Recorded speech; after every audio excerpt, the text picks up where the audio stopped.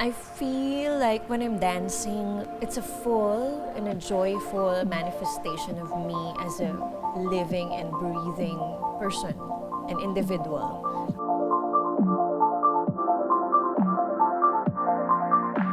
Artists use a variety of tools to express their creativity, but this creator chose one of the greatest instruments she could utilize, the human body. With the stage as her canvas, she paints stories with the strokes of her moving body. Let's now turn the spotlight on dancer, choreographer, Ea Torrado.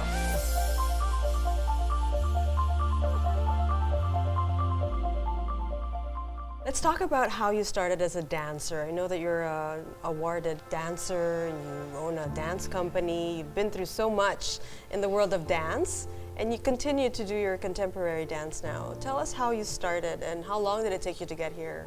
When I was 7 years old, my grandparents took me to my first ballet class. That's when I first fell in love with dancing. And then when I was 12 years old, I got a scholarship from Lisa Makuha for Ballet Manila.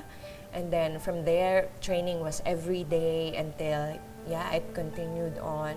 And I've danced with professional companies, Ballet Manila, Ballet Philippines, Dance Theater of Tennessee, and I've also done independently produced works. And now I have my own dance company called Daloy Dance Company. Wow. But how old were you when you realized that this is what you wanted to do for the rest of your life? Maybe, around 10. 10 years old, yeah. 10 years old and you knew what you wanted to do? Yeah. Wow. So it was your childhood dream and you achieved your goals at a young age. What was that like for you? It was a very nice feeling. I've always been a hard worker. I've always been the first in and the last one out in the studio.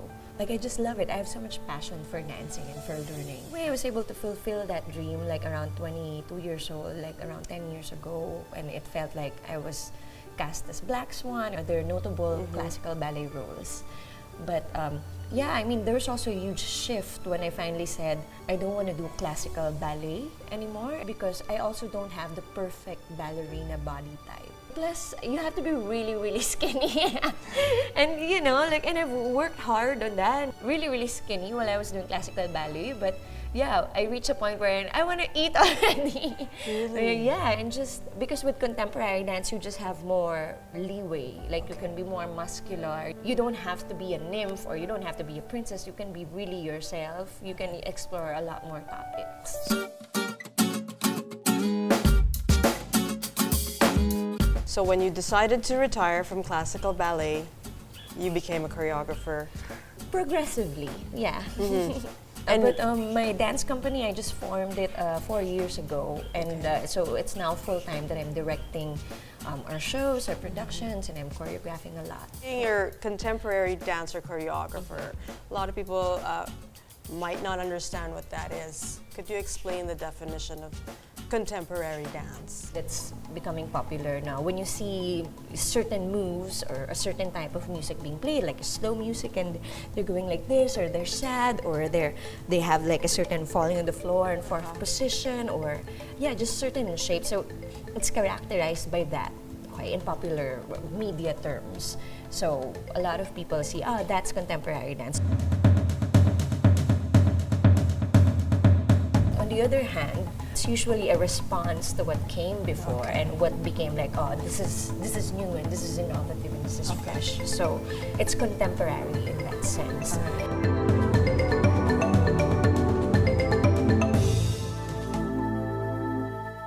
Let's talk about some of your work that addresses some social issues. I know that you dealt with body shaming, the sex trade, and other things. Could you explain some of that?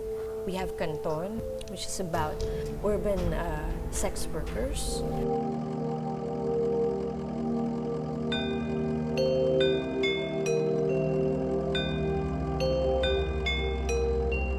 How they are pushed to the corner to really be in this trade out of extreme poverty.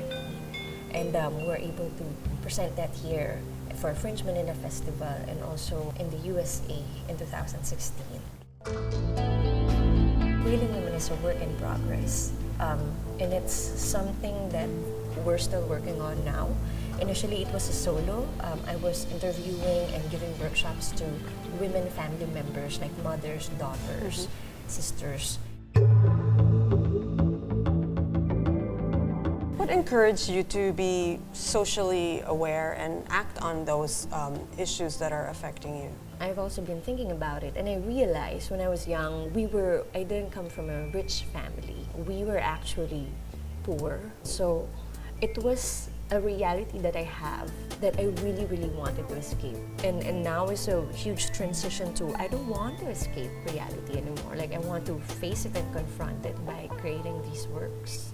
Now, the art world is dynamic, it's booming in the Philippines, contemporary art, painting, sculpture. There's just a huge market for it.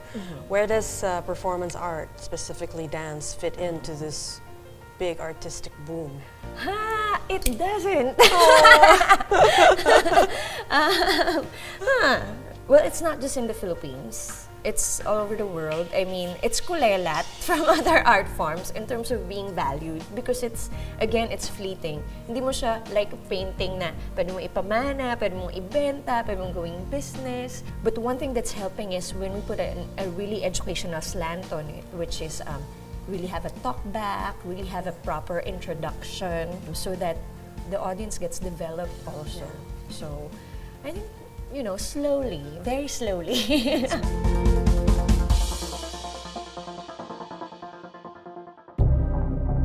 For many years, I've battled anorexia. Just looking at the mirror and seeing a very fat woman